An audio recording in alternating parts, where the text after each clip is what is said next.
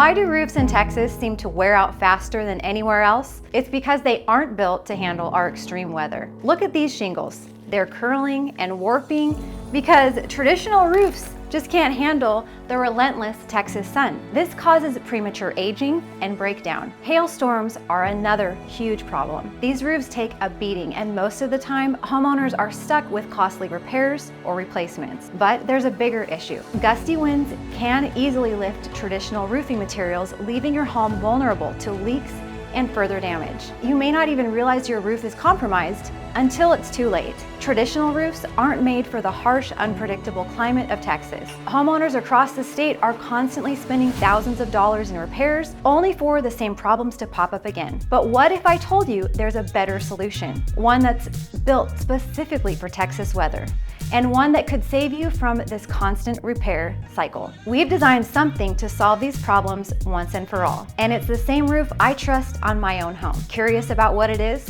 Click the link below to schedule your inspection today, and let us show you how you can say goodbye to roof problems for good. Don't let your roof fail you when you need it most. Let's get you Texas proof.